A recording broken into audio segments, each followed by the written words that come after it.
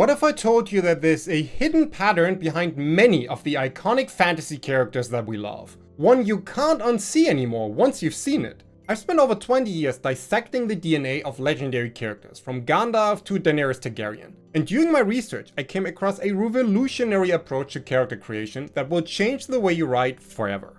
In this video, I'm going to share with you a method so powerful it can turn even the most cliché archetypes into fresh, exciting characters. I'll show you how to create a miniature society within your story and craft characters who not only embody different facets of human nature, but also keep readers so obsessed that they have to come back for more.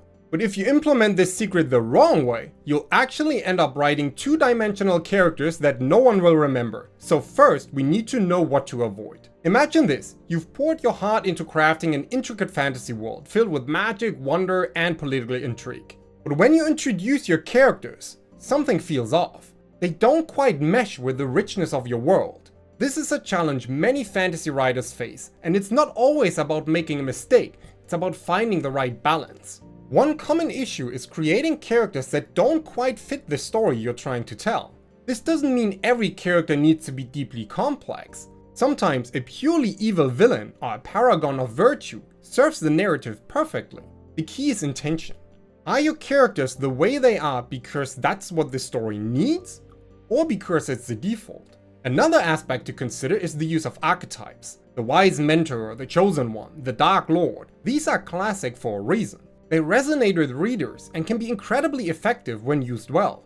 At times, the trick might be to subvert these archetypes, but far more important is to understand why they work and how to make them feel fresh in your unique world. The challenge is to find that sweet spot where familiar meets original. Consistency in character behavior is another crucial element that, when mishandled, can become a major pitfall. A character who acts one way in one scene and completely differently in another, without explanation or development, can leave readers confused and disconnected. This doesn't mean characters can't evolve or surprise us, but such changes need to be earned and make sense within the context of your story. Perhaps one of the most significant pitfalls, though, is the lack of agency in characters. When your cast simply reacts to the plot instead of driving it forward, the story can lose its momentum. This doesn't mean every character needs to be proactive all the time, but your key players should be making decisions that impact the course of events, for better or worse. All of these challenges I just outlined, when not addressed, can result in characters that feel flat or forgettable, failing to engage the reader fully. But what if there was a method that could help you avoid these pitfalls and create truly compelling characters? A method that doesn't just focus on individual characters, but on how they interact and form a living, breathing world. Enter the four-corner opposition, a concept developed by storytelling expert John Truby. This approach isn't just another character creation tool, it's a way to build a miniature society within your story. Here's how it works. Instead of developing characters in isolation, you create a system of four main characters, each representing a different philosophical stance or approach to the story's central problem. Let me break down these four pillars for you. First, we have the protagonist, or hero.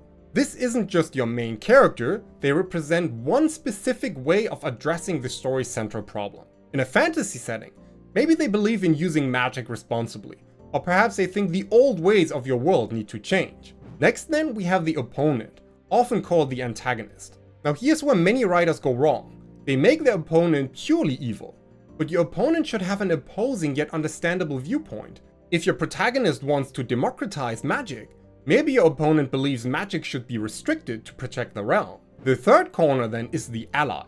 This character agrees with your protagonist's end goal, but disagrees on how to get there. They provide a different perspective within the same ideological camp, adding depth and internal conflict. Perhaps they agree that magic should be more accessible, but argue for a gradual, controlled release of magical knowledge. And then finally, we have the fake ally opponent, or simply the fake ally. This fascinating character agrees with your opponent's goals, but disagrees with their methods. They're not on your protagonist's side, but they're not fully aligned with the opponent either. They might agree that unrestricted magic is dangerous, but oppose the opponent's oppressive methods of control. Moving on, after exploring the four corners of this powerful method, you might be thinking, sure, this works for main characters, but what about the rest of my fantasy world? Well, I've got great news for you. The four-corner opposition isn't just for your central cast. Take a village your hero passes through, for example. Instead of just poppy-seeded NPCs, you can create a microcosm of your larger conflict. The village elder could represent your protagonist's viewpoint, wanting to embrace change.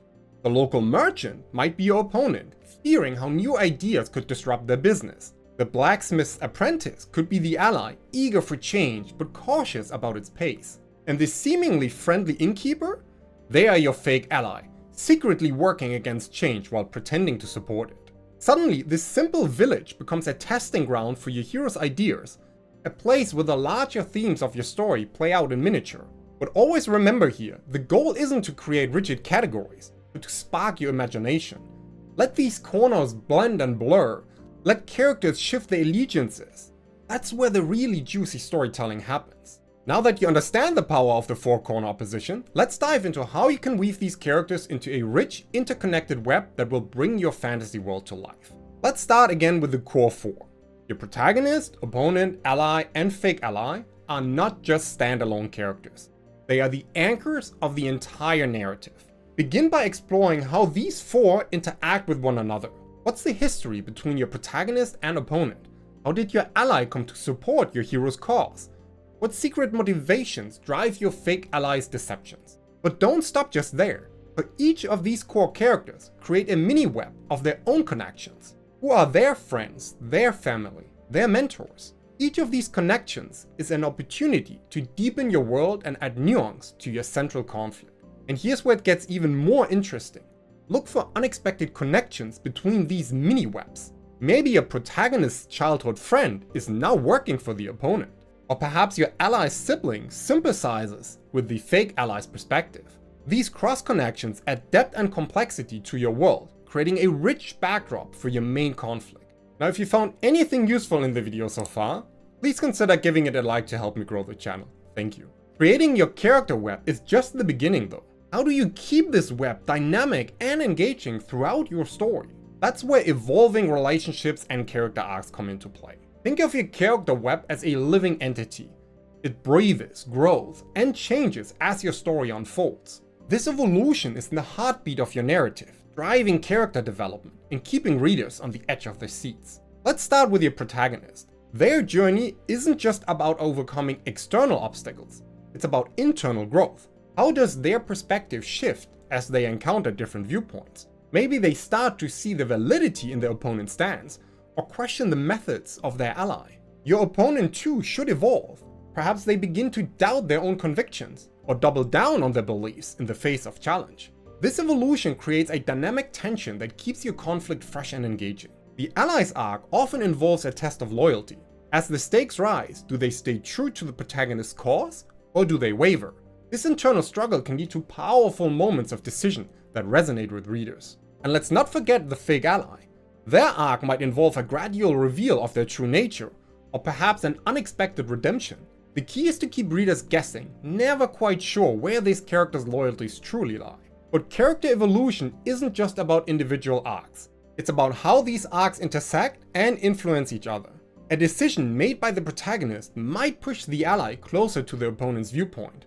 The fake ally's betrayal could forge an unlikely alliance between former enemies. These evolving relationships create a ripple effect through your character web.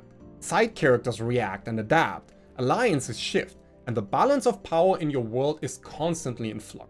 This dynamism is what transforms your characters from mere chess pieces to real people that readers can't help but invest in emotionally. It's not just about what happens to your characters, it's about how they grow, change, and impact one another along the way.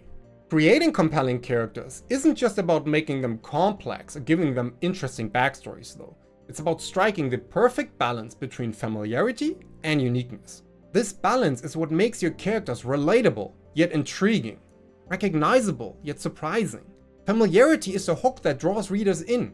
It's what allows them to see themselves in your characters, to understand their motivations, and empathize with their struggles. This doesn't mean relying on stereotypes or cliches. Instead, it's about tapping into universal human experiences and emotions. For example, your protagonist's desire for acceptance, your opponent's fear of change, your ally's struggle with loyalty, or your fake ally's internal conflict. These are all experiences your readers can relate to, regardless of the fantastical setting. But familiarity alone isn't enough. Uniqueness is what makes your characters memorable, what sets them apart in a sea of fantasy heroes and villains. This is where your creativity truly shines. One way to add uniqueness is through your characters' perspectives on the central conflict. How do their backgrounds, experiences, and beliefs shape their views? A character's stance on using magic, for instance, might be influenced by a tragic past event, a cultural taboo, or a personal philosophy. These specific details add depth and distinctiveness to their familiar core motivations. Another approach then is to give your characters unexpected skills or interests that play into the story. Perhaps your warrior protagonist is also a skilled botanist, a hobby that becomes crucial in identifying a rare poison. Or maybe your scheming opponent has a soft spot for stray animals, a trait that humanizes them and adds complexity to the character.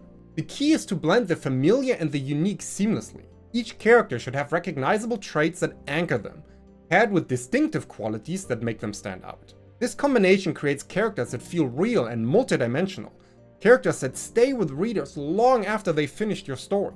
Remember, the goal isn't to create characters that are completely alien or utterly commonplace. To craft individuals who feel authentic and intriguing, who can surprise readers while still maintaining that crucial connection.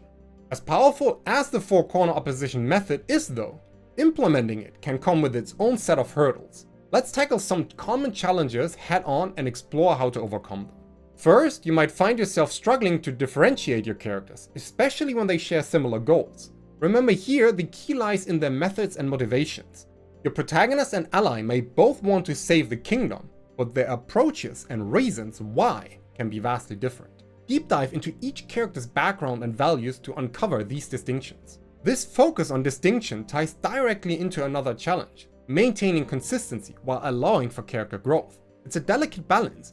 Your characters need to evolve, but their core beliefs shouldn't flip-flop without good reason. The solution here is to plan your character arcs in advance. Map out how events in your story will challenge and change your characters' perspectives over time. As you plan these arcs, you might face the temptation to overcomplicate your character web. While complexity can add depth, too much can confuse readers. Start with your core 4 and expand gradually. Introduce new connections and conflicts as the story demands, not just for the sake of intricacy. This gradual expansion becomes especially crucial when handling ensemble casts. How do you give each character enough screen time without losing focus? In that instance, try the rotating spotlight technique. In each scene or chapter, focus on a different character's perspective or conflict. This keeps your narrative fresh while ensuring each character gets their moment to shine. But sometimes during this rotation, you might find that your fake ally or opponent are stealing the show, overshadowing your protagonist. This isn't necessarily a bad thing. Compelling antagonists can elevate your story.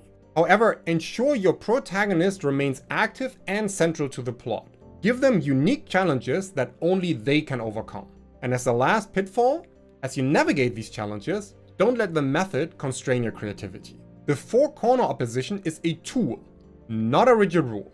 If you find that your story needs to break away from this structure at times, that's okay. The goal is to create a rich, engaging narrative, not to stick to a formula at all costs. Always remember, every writer faces challenges. The key is to see them not as roadblocks, but as opportunities to deepen your story and sharpen your skills. When creating your protagonist, there are several other painful pitfalls that you definitely want to avoid though. So check out this video here where I share 9 mistakes that fantasy writers often make so you can keep them from killing your story.